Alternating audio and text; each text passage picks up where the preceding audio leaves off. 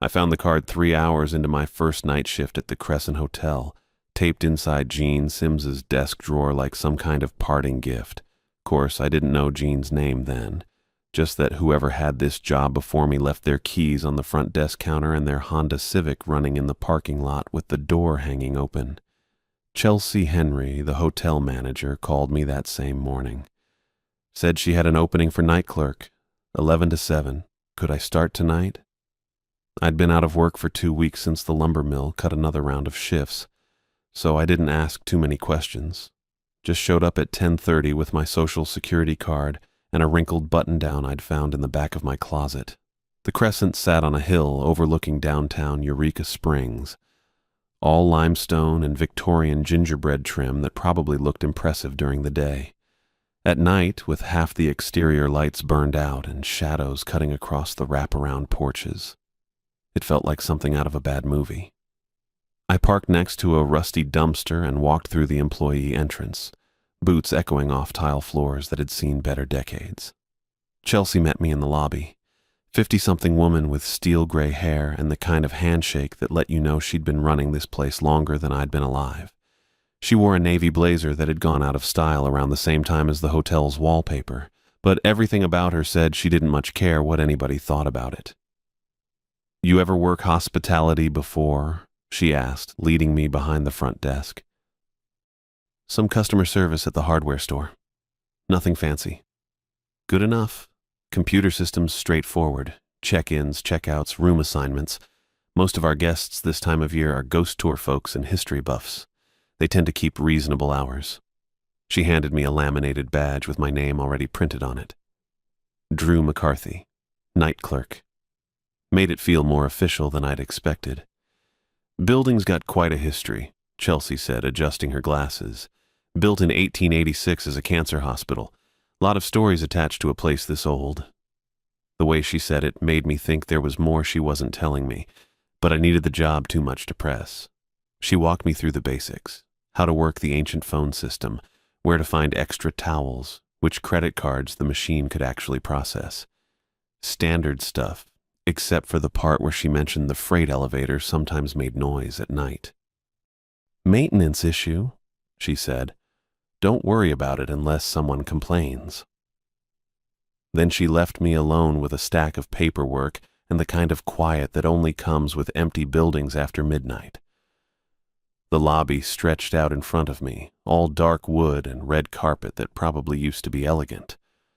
A grandfather clock ticked somewhere in the shadows, and the heating system made settling noises that sounded almost like footsteps. I'd been there maybe an hour when I noticed the desk drawer stuck halfway open. Old metal thing that probably came with the building, painted over so many times the handle barely turned.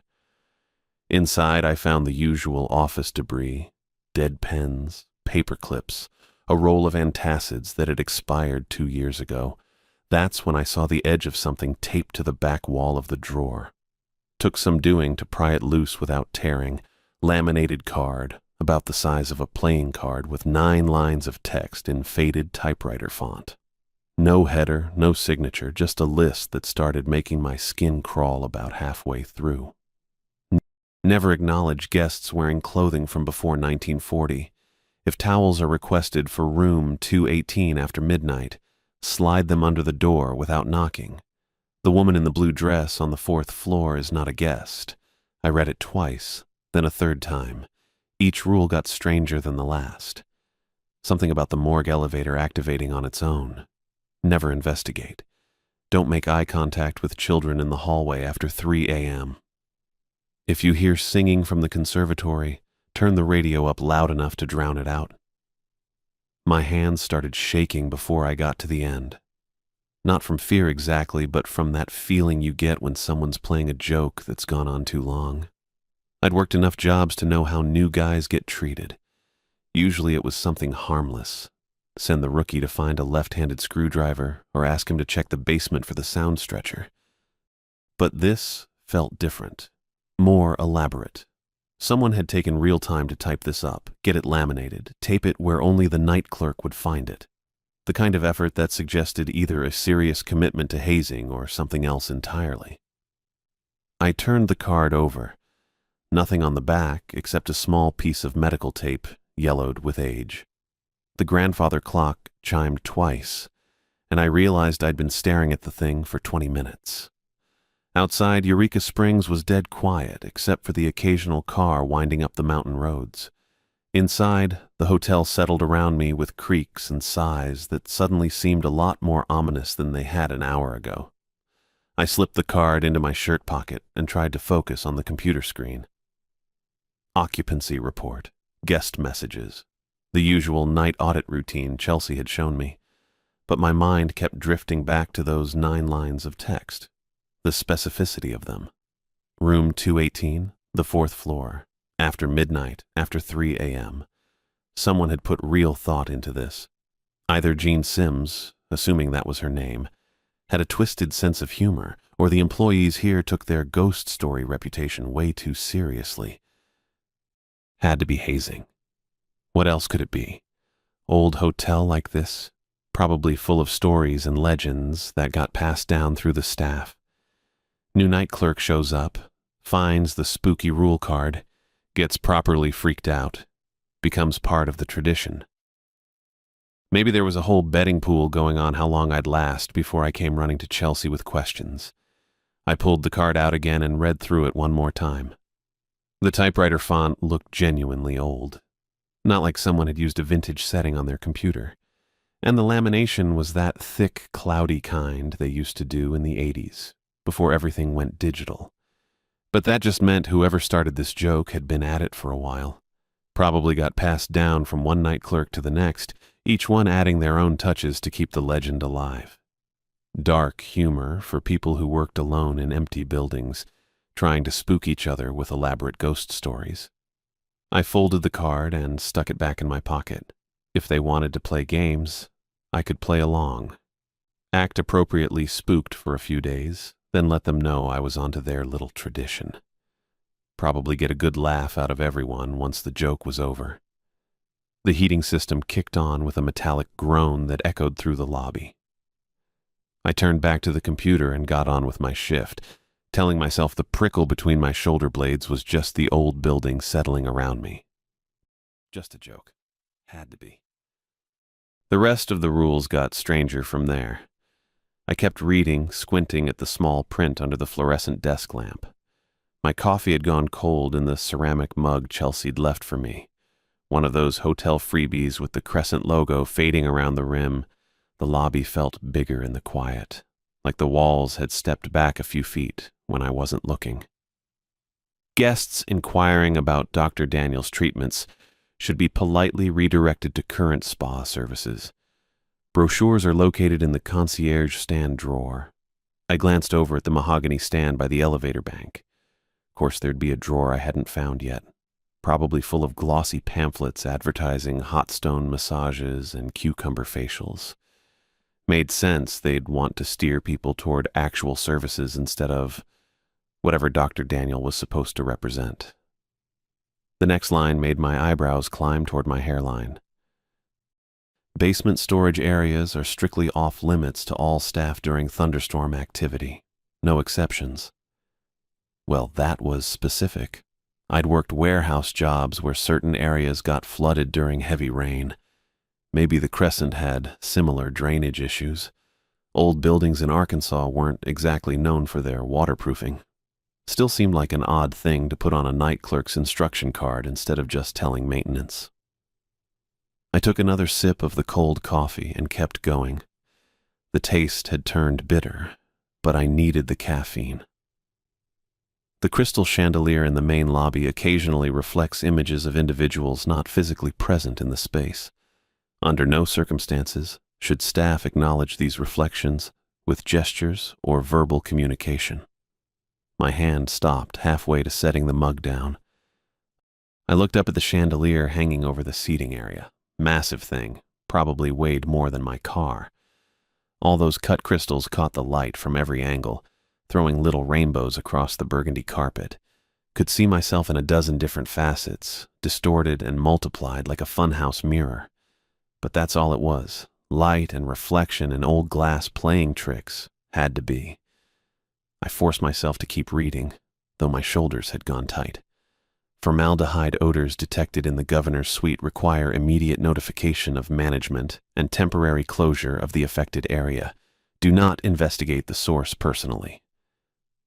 The chemical name hit me like a slap. I knew that smell from my grandfather's funeral home visits as a kid. Sharp, medicinal, the kind of scent that stuck in your nose for hours afterward. Why the hell would a hotel room smell like formaldehyde? And why would it happen often enough to need its own rule? My mouth felt dry despite the coffee. The final instruction took up most of the bottom half of the card, printed in slightly larger text, like someone wanted to make sure it got noticed. Under no circumstances should staff provide information regarding surgical records, patient files, or medical documentation from the facility's previous incarnation. Any requests for such information must be declined with the standard response. The hotel no longer maintains access to those historical files. Direct all inquiries to the Eureka Springs Historical Society. My brain caught on that phrase. Previous incarnation, and suddenly Chelsea's words from my interview came flooding back. We'd been sitting in her office, me in my best button-down shirt and the khakis I'd borrowed from my brother, trying to look like management material. She'd been flipping through my application, asking the usual questions about my retail experience and why I wanted to work nights. Standard stuff. Then she'd paused, set the papers down, and looked at me over those wire-rimmed glasses. "You should know this building's history," she'd said in that no-nonsense Arkansas drawl. "Most folks around here already do, but you're not local." I'd nodded, waiting. Man named Norman Daniel ran this place back in the 1930s. Called it a cancer hospital. Promised miracle cures to desperate people, folks who'd tried everything else and had nowhere left to turn. She'd gotten up then, walked to the window overlooking the gardens. Her reflection in the glass looked tired, like she'd told this story too many times. Hundreds of people died in these rooms, came here hoping for healing, and found nothing but false promises and suffering. Daniel was a fraud. No medical training, no real treatments. Just a charlatan taking advantage of human hope. The way she'd said it, flat and matter-of-fact, had made my skin crawl even in the afternoon sunlight. But I'd needed the job, and dead charlatans from the 30s seemed like ancient history. Now, sitting alone in the lobby at 1:30 in the morning, that history felt a lot less ancient. I set the laminated card on the desk blotter, pushing it away from me like it might bite. The fluorescent light hummed overhead, and somewhere in the building's depths, the heating system kicked on with a metallic groan. This had to be a joke. Some kind of initiation ritual for new night staff. See how long the rookie lasted before running screaming into the parking lot. Jean Sims, whoever she was, probably left this thing behind as a parting gift. Maybe even made it up herself on the computer in the back office. The alternative didn't bear thinking about. I leaned back in the desk chair, listening to it creak under my weight. The lobby stretched out in front of me, all shadow and amber light, elegant and ordinary. Just another old hotel in a tourist town, full of antiques and atmosphere, but nothing more sinister than overpriced room service and thin walls. Had to be. But I couldn't quite shake the memory of Chelsea's expression when she told me about Norman Daniel, like she was delivering a warning instead of just sharing local history. And I couldn't forget the way she'd emphasized that hundreds had died here, their hope exploited by someone who saw their desperation as profit. I picked up my coffee mug, grimaced at the cold liquid inside, and tried to focus on something normal. The computer screen showed 3 reservations for tomorrow. Today, technically. A couple from Little Rock celebrating their anniversary, a businessman from Memphis, and a family driving through from Texas. Regular people doing regular things. Nothing to do with fraudulent doctors or mysterious smells or reflections that weren't supposed to exist. The card sat there on the desk like an accusation, its laminated surface catching the overhead light. Part of me wanted to crumple it up and toss it in the wastebasket, pretend I'd never found it. But Chelsea ran a tight operation. She'd probably ask about the night clerk instructions during my next shift. Better to play along with the gag, act like I took it seriously, show I was a team player who could handle a little workplace hazing. Even if the rules made my skin crawl and my coffee taste like ash in my mouth. 1:47 came and went like any other minute that night. I was sitting at the front desk scrolling through some pointless training modules on the computer when I heard it. The elevator. Not the guest elevator. That one I could see from where I sat, doors closed tight, brass call buttons dark. This was different. Deeper, like it was coming from somewhere below the lobby floor. I looked up and saw the brass dial above the other set of doors. The morgue elevator. The needle was moving, ticking down past L for lobby, past B for basement, down to what looked like a sub-basement level I didn't even know existed. The whole dial shuddered when it stopped, like whatever machinery was down there had to work extra hard to make the trip. My mouth went dry. I'd read about this elevator and those rules, but seeing it move on its own was something else entirely. The brass needle hung there for maybe 30 seconds, long enough for me to start wondering what the hell was down there and why an elevator would be running itself at this hour. Then it started climbing back up. I watched every floor, sub-basement to basement, basement to lobby. The mechanism groaned like it was hauling something heavy, something that didn't want to be moved. When the needle settled on L, I heard the soft ding of arrival. The doors slid open. Empty car. Nothing but that burnished brass interior and the soft glow of the overhead light. But the smell that rolled out hit me like a physical thing. Copper, sharp and metallic, mixed with something chemical. Antiseptic, maybe.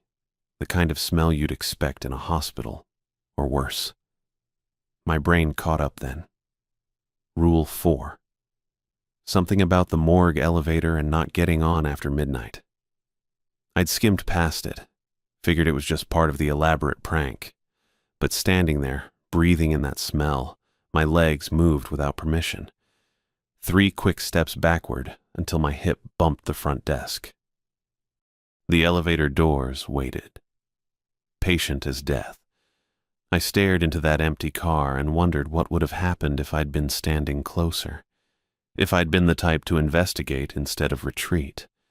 The brass interior gleamed under that pale light, and for just a second I could swear I saw something else reflected in those walls. Shapes that didn't belong. Movement that made my stomach clench. The doors slid shut with a soft whisper, and the dial went dark. I stayed pressed against the desk until my heart slowed down. Told myself it was just building maintenance. Old hotels had all kinds of automated systems. Maybe the basement had some kind of refrigeration unit that needed checking. Maybe the antiseptic smell was just cleaning supplies. Maybe I was losing my mind on my first night. 2:15 arrived with a different kind of trouble altogether. I'd gotten back to the training modules trying to focus on policies about lost keycards and checkout procedures. Anything to keep my mind off elevators that ran themselves and smells that shouldn't exist. The lobby felt too quiet, like the building was holding its breath. That's when I heard the footsteps, soft, deliberate, the kind of careful walk someone uses when they're trying not to wake anybody up. I looked toward the main entrance, but the glass doors were still locked tight, security chain in place. The sound was coming from inside the building. She appeared around the corner from the guest elevator bank like she'd been staying here for years. Woman in her 40s, maybe. Hard to tell in the dim lobby lighting. She wore one of those old-fashioned dresses, navy blue with a lace collar and pearl buttons running up the front. Her hair was done in finger waves, pinned neat and proper like something out of an old movie. The whole look should have seemed like a costume, but on her it just looked normal. Natural. She walked straight to the front desk with the confidence of someone who knew exactly where she was going. "Good evening." Her voice was soft, polite. Had that formal quality you don't hear much anymore. "I'm Hazel Garza. I'd like my room key, please." I blinked, trying to shift gears. Real guest. Real problem I could actually solve. "Of course. What's your room number?" 218. She folded her hands on the counter, patient as could be. I have an early treatment scheduled with Dr. Daniel tomorrow morning. I don't want to oversleep. Dr. Daniel. The name hit me like a cold breeze, but I couldn't place why. I turned to the computer and started pulling up the guest registry. Let me just check on that for you, Mrs. Garza. Miss, she corrected gently. Miss Garza. Right. Sorry. My fingers moved over the keyboard, but room 218 wasn't showing any current reservations. Actually, the whole second floor was listed as under renovation. Had been for the past month, according to what I was seeing. I'm not finding you in our system, Miss Garza. Are you sure about the room number? Quite sure. Her voice stayed level, but there was something underneath it now. Not impatience exactly. More like confusion. I've stayed in 218 many times. Dr. Daniel always reserves it for his patients. I looked up from the screen to explain about the renovations, and that's when I saw her hands. They were still folded on the counter, still positioned like she was waiting patiently for service, but they weren't quite there. Not completely. The fingers looked thin, translucent, like I was seeing them through water. And at the wrists, where her sleeves ended, they just faded, dissolved into nothing. My throat went tight. I blinked hard, thinking maybe it was the lighting, the fatigue. Too much coffee and not enough sleep making my eyes play tricks. But when I looked again, her hands were still disappearing. Miss Garza, I said, keeping my voice as steady as I could manage. I'm afraid room 218 is undergoing maintenance right now. Has been for several weeks, but I'd be happy to set you up in another room. We have some lovely accommodations on the third floor. No. The word came out sharp, cutting through my professional patter. I need 218. Dr. Daniel is expecting me there. She stared at me then, and I realized her eyes weren't quite focusing right. They were looking at me, but also through me. Like she was seeing something else entirely. Something that existed in the same space I occupied, but wasn't actually me. The treatments are very important, she continued, her voice taking on that distant quality again. I've been feeling poorly, and Dr. Daniel says he can help, but I must be in 218. That's where he keeps his equipment. I glanced down at the computer screen, trying to think of what to say. How to explain to someone who clearly wasn't entirely present that the room she wanted didn't exist anymore, at least not in any way that mattered. When I looked back up, she was gone. Not walked away. Not stepped back into the shadows. Just gone. Like she'd never been there at all. The lobby felt different without her. Emptier, but also somehow more solid. Like reality had snapped back into place after being stretched thin. I could smell my own coffee again. Could hear the building's heating system cycling on. Normal sounds, normal smells, but the computer screen was different. I stared at the guest registry, scrolling up and down through the entries. There it was, plain as day. Garza, Hazel, room 218.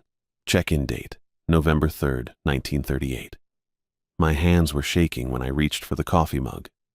3 o'clock rolled around with the kind of punctuality that made my stomach drop. The phone rang, that old rotary beast on the front desk that sounded like a fire alarm in the quiet. Front desk. My voice came out steadier than I felt. Fresh towels, please. Woman's voice, soft and polite. Room 218. The blood in my veins turned to ice water. I stared at the guest registry, at Hazel Garza's name written in that careful script from 1938. My pen had left a coffee ring right next to her check-in date. I'll bring those right up, I managed. The line went dead. Not hung up, dead. Like the connection just stopped existing. I sat there for a minute watching the receiver in my hand. The dial tone hummed steady and normal, but my fingers wouldn't let go of the plastic. The rules card sat next to the phone where I'd left it, Jean's handwriting staring up at me. If guests call requesting towels or amenities, deliver them. Slide items under the door. Do not knock. Do not wait for acknowledgement. Simple enough. Just towels under a door. Nothing more complicated than room service, really. The supply closet was down the hall past the elevator. I found a stack of white bath towels, soft and thick, with the hotel's monogram embroidered in gold thread. My hands moved automatic-like while my brain tried to process what I was doing, delivering towels to a woman who'd been dead for 80-odd years. But the registry said she was here. The phone call proved it. And the rules were clear about following instructions. I took the elevator up to the second floor. The hallway stretched out under dim sconces, carpet muffling my footsteps. Room 218 sat at the end, door painted the same forest green as all the others. Nothing special about it. Nothing that screamed haunted or dangerous or wrong. Just a hotel room door. I knelt down and pushed the towels underneath, watching the white terry cloth disappear into the dark gap. They slid easy, like someone was pulling them from the other side. The fabric vanished completely, swallowed up by whatever waited in that room. I stood up, brushing dust off my khakis. Mission accomplished. Time to head back downstairs and pretend this was all perfectly normal. Just another night shift task, checking items off the invisible list. That's when I heard it. Drew. My actual name. Not sir, not front desk, not hey you.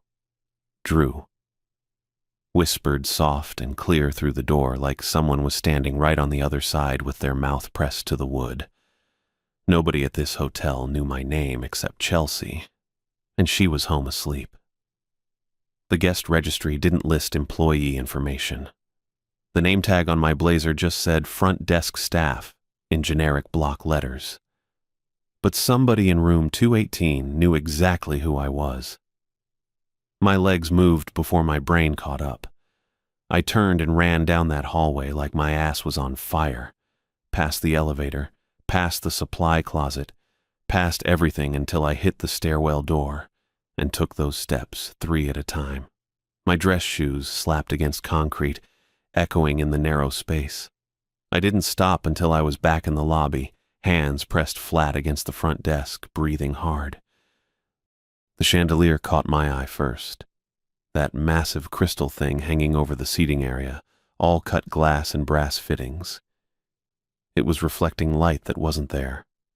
I looked up at it direct and saw my own face staring back, distorted in the faceted crystal. Normal enough. But in my peripheral vision, something else was happening. Movement, shapes, people. When I shifted my gaze to the lobby itself, it was empty. Just the burgundy chairs and coffee tables, the oriental rug with its faded patterns, the tall windows looking out at the dark Arkansas hills. Nothing moving except the dust motes floating through the air. But in the chandelier's reflection, the place was packed. Men in 3-piece suits walked across carpet that showed crowded and alive in the crystal. Women in white nursing uniforms pushed wheelchairs through spaces that remained empty when I looked at them straight on. Patients in hospital gowns shuffled between chairs that held nobody in the real world, but somehow supported full conversations in the reflection above my head. I stood there like a statue, neck craned back, watching 2 different versions of the same room exist in the same space. The chandelier showed me what used to be, or maybe what still was in whatever dimension ghosts called home. A working hospital, a place full of people going about their business, treating patients, having conversations, living their lives. Except they weren't living anything anymore. One of the reflected figures looked up at me, a woman in a nurse's cap standing near the windows. She raised her hand slow and deliberate, fingers spread wide. A wave, a greeting, an invitation. My own hand twitched at my side. Natural response, the kind of politeness drilled into you from childhood. Someone waves, you wave back. Basic human courtesy. But Jean's rule echoed in my head. Never wave back at reflections. I kept my hands pressed flat against the desk surface, knuckles white with the effort. The nurse kept waving, patient and persistent. Other figures in the chandelier started to notice me. Heads turned, Eyes focused, more hands began to rise. A whole crowd of dead people trying to get my attention. I forced myself to look down at the desk, at the guest registry, at anything except that crystal chandelier and its impossible reflection. But I could feel them up there, moving through their eternal routines, going about whatever business keeps the dead occupied during the long hours between midnight and dawn. The chandelier tinkled soft above my head, crystal pieces touching in a breeze that didn't exist. The sound was almost musical, almost welcoming, almost like voices calling my name. I kept my eyes on the desk and my hands where they belonged, watching two realities overlap in the space above me while I stood invisible to most of them. Just another night shift worker trying to make it to morning without losing his mind or his soul. 4:30 in the morning, the formaldehyde hit me like walking face first into a brick wall. I'd been sitting at the front desk, half dozing over another pointless training module about guest satisfaction protocols when that smell rolled through the lobby like fog. Chemical sharp, medical clean, the kind of antiseptic stench that made your nose burn and your eyes water without warning. My chair scraped against the marble floor as I shot to my feet. Every instinct I had was screaming at me to get away from that smell, but my brain kept circling back to the rules. Rule number 4. When you smell formaldehyde, open the windows in the governor's suite immediately. The elevator was too slow. I took the stairs 2 at a time, my dress shoes slipping on the worn carpet runners. The smell got stronger with each floor, thick enough to taste now, coating the back of my throat like medicine. By the time I reached the 4th floor, I was breathing through my mouth and trying not to gag. The governor's suite sat at the end of the hallway, door standing slightly ajar. Dim light spilled through the gap, casting a yellow rectangle across the burgundy carpet. I should have knocked. Should have announced myself. Should have done a dozen things differently. Instead, I charged straight in and threw open the first window I could reach. The night air rushed in, cool and clean, cutting through that chemical fog like a blade. I was reaching for the second window when I realized I wasn't alone. A man stood beside the 4-poster bed, his back to me. Tall guy, maybe 6'2", wearing a pristine white coat that looked like it had just come from the dry cleaner. His gray hair was slicked back with something that caught the lamplight, and his hands, Christ, his hands were moving with the kind of precise, practiced motions I'd seen surgeons use on medical shows. The nightstand beside the bed was covered with instruments, surgical instruments, scalpels and forceps and things I couldn't name, all arranged in neat rows like he was preparing for an operation. The metal gleamed under the amber light from the bedside lamp. I must have made some sound, a gasp maybe, or just the creak of floorboards under my feet. The man turned around, and I got my first good look at his face. Pale blue eyes, cold as winter sky. Long face with a prominent brow that cast shadows over those eyes. Thin lips that curved into something that might have been a smile if you didn't look too close.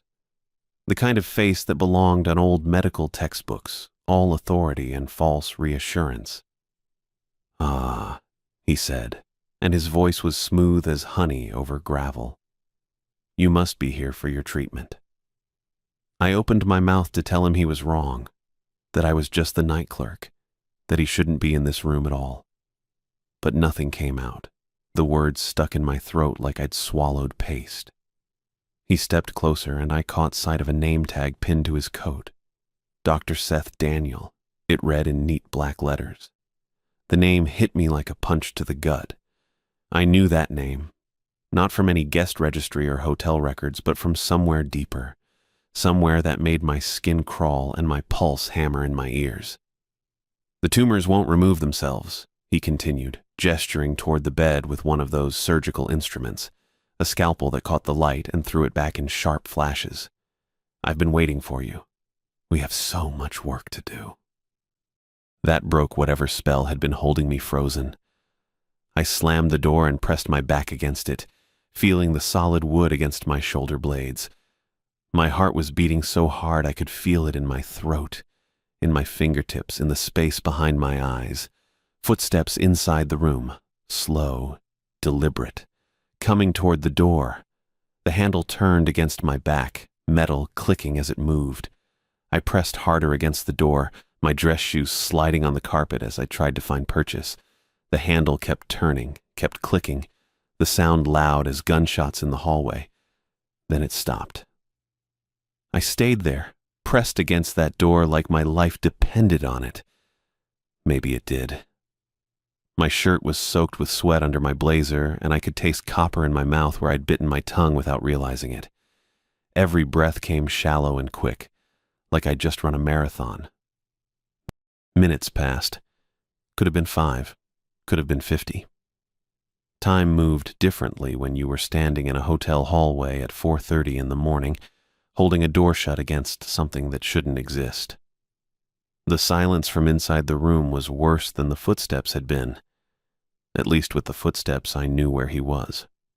Now I had to imagine. Was he still standing by the door, waiting for me to move? Had he gone back to his instruments, preparing for the next poor soul who wandered into his operating theater? Or was he doing something else entirely? Something I didn't want to think about. My legs started shaking. Not from fear, though there was plenty of that, but from the strain of holding myself against the door. The marble floor was cold under my palms, where I'd braced my hands against it, and I could smell my own sweat mixing with the lingering traces of formaldehyde that still clung to my clothes. That's when it hit me. Really hit me, like a freight train to the chest. The rules weren't a joke. Gene Sims hadn't left them as some kind of elaborate prank for the new guy. Chelsea wasn't in on some company-wide hazing ritual. Those 17 rules weren't suggestions or guidelines or cute hotel traditions. They were survival instructions. And I'd just met the reason why. Dr. Seth Daniel, the charlatan who'd killed hundreds of desperate patients with his false promises and miracle cures. The monster who'd turned the governor's suite into his own private butcher shop, preying on people who came to him seeking hope and finding only death. He was real. He was here. And if I hadn't followed rule number 4, if I hadn't opened those windows when the formaldehyde smell hit, I might have ended up on that nightstand with the rest of his instruments. Dawn broke over the Ozark Mountains at 6:47 in the morning, and I watched every supernatural presence retreat like smoke being sucked through a vent. The change came sudden. 1 minute I was sitting at the front desk with my hands still shaking from Dr. Daniel's instruments, watching the chandelier throw its fractured light across empty air where his patients had been standing. Next minute, that light shifted, got warmer, cleaner, natural. The shadows in the corners pulled back to normal shadow depth. The temperature stopped feeling like it was being measured in a morgue. I knew the exact moment because I'd been staring at the old clock above the elevator bank, counting down the minutes until my shift ended. 6:46, still watching the chandelier reflect nothing but empty space where Hazel Garza and the others had been. 6:47, and suddenly the lobby felt like just a lobby again. The chandelier crystals caught the early morning light streaming through the tall windows and threw it back in ordinary rainbows across the marble floor. No overlapping realities, no glimpses of people who shouldn't exist. Just hotel furniture and morning sunshine and the kind of silence that came from an empty building instead of the kind that came from holding your breath. My hands wouldn't stop shaking. I kept flexing my fingers, trying to get the feeling back in them, but they just trembled against the desktop like I'd been holding something heavy for too long. Of course, I hadn't been holding anything heavier than a pen all night. Just fear, I guess. Fear weighs more than you'd think when you're carrying it for 6 straight hours. The front desk computer hummed its normal electronic hum. No phantom phone calls. No guest requests from rooms that shouldn't have guests. The elevators sat quiet behind their brass doors. Both of them, the guest elevator and that service elevator I'd learned to fear. Even the air smelled different. Less like old medicine and formaldehyde, more like furniture polish and carpet cleaner.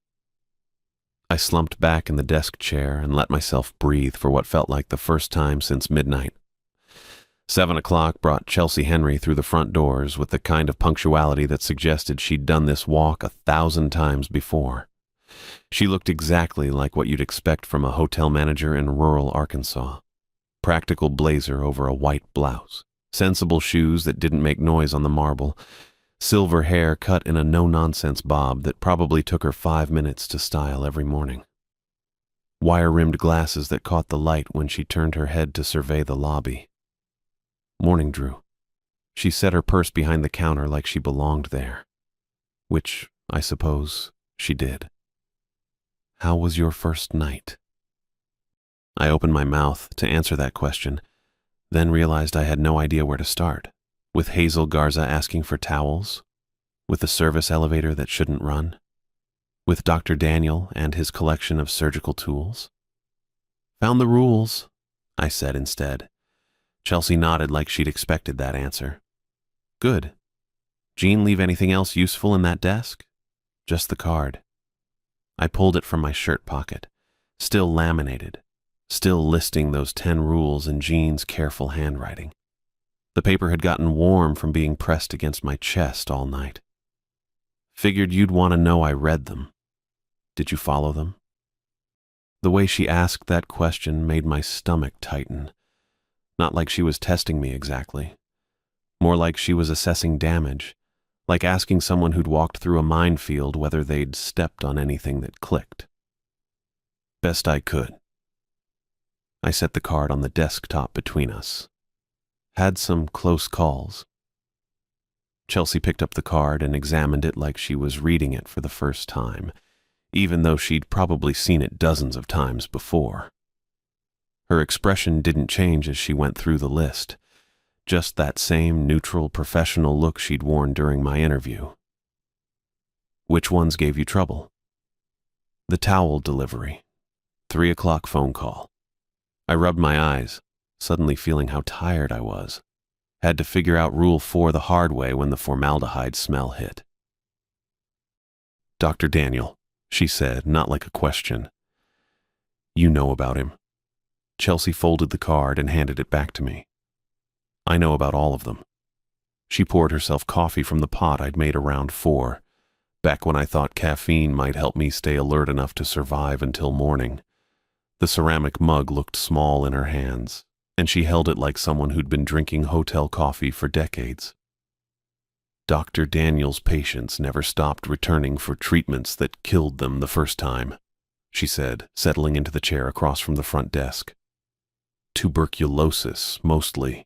Some pneumonia cases. This was back when the Crescent operated as a cancer hospital, 1937 through 40. Dr. Daniel specialized in experimental procedures. I waited for her to continue, but she just sipped her coffee and watched me over the rim of her glasses. Experimental how? The kind that made good money but poor medicine. Chelsea set her mug down on the desktop. Dr. Daniel convinced desperate people to pay for treatments that had no chance of working. Radiation therapy with equipment he barely understood. Surgical procedures he'd only read about in journals. Chemical treatments he mixed himself. The formaldehyde smell came back to me, that sharp medical reek that had rolled through the lobby like fog. They died here. Most of them. The ones who lived long enough went home to die in their own beds. But they all came back eventually. Chelsea's voice stayed level, matter of fact.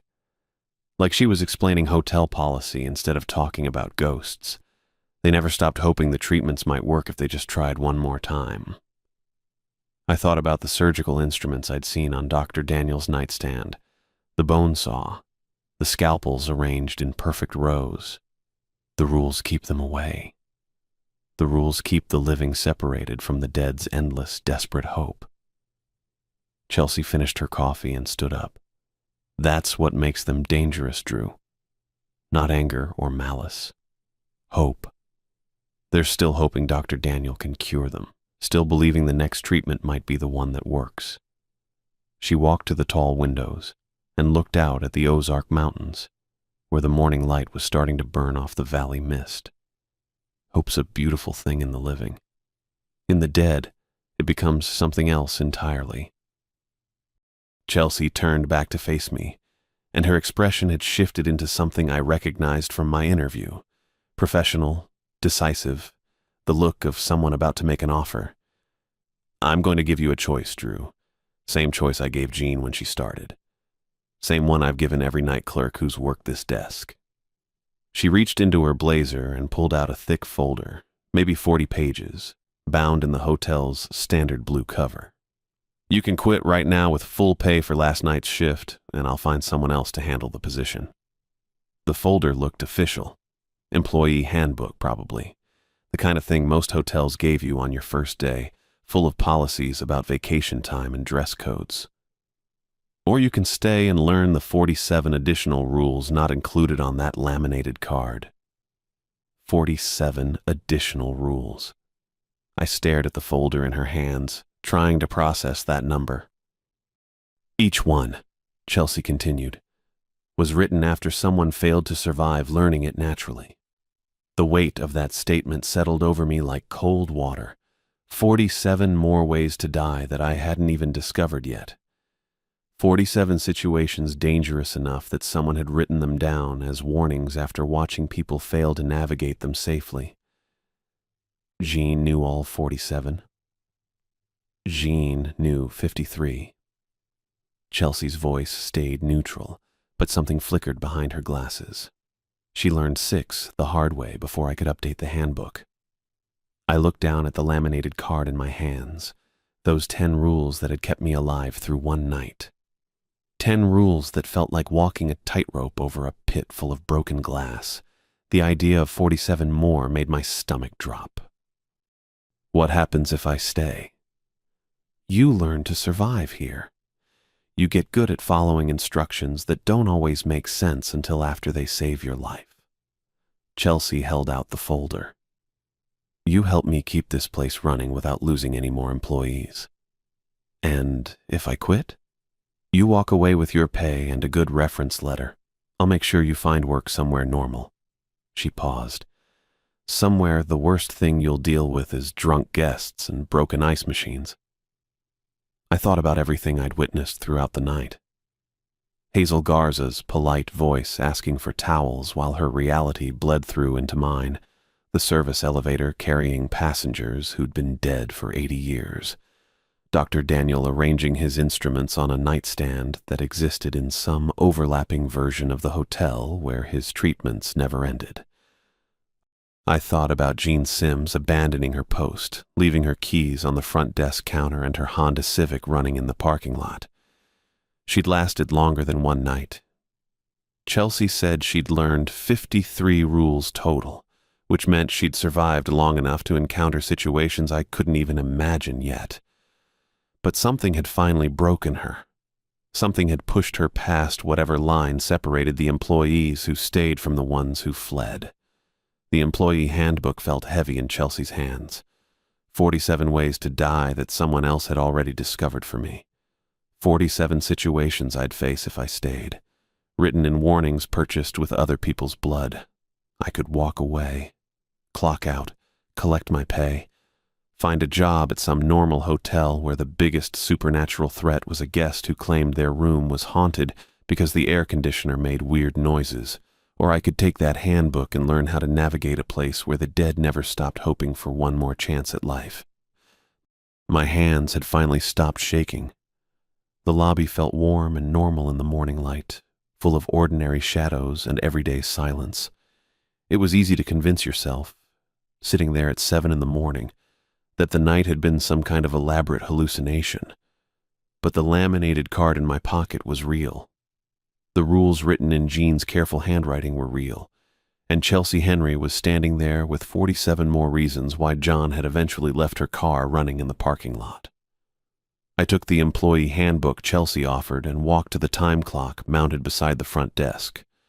Clocked in for my second shift,